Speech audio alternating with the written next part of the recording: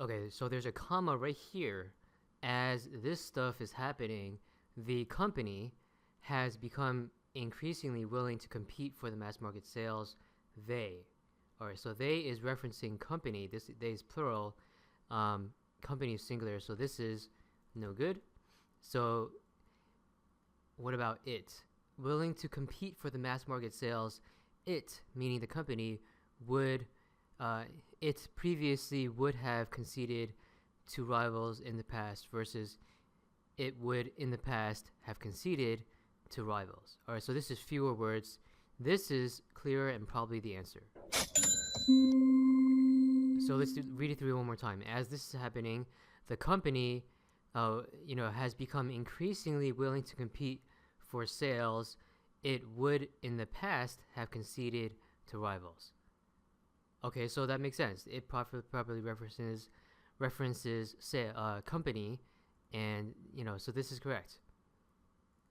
So what's going on here in terms of structure? We have as this thing is happening, and I actually didn't even read what's happening here.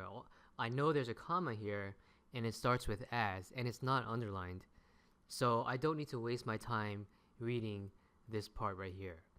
So all I need to know is as something is happening, the company, this subject, has become blah blah blah blah, increasingly willing to compete for sales.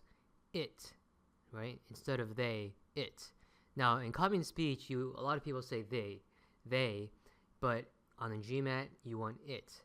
So the company, it, would in the past have conceded to rivals. See, the issue with D is it previously, meaning in the past, it previously would have conceded to rivals again in the past. So this kind of double repetition here makes D no good. And E places in the past here, so it kind of sets the time period of what you're talking about. It would in the past have conceded to rivals. So, as a recap, we have a comma here.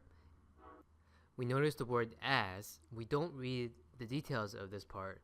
We simply focus on the subject, the company, and recognize that they violates company, and it should be it. So between D and E, we choose E as the final answer.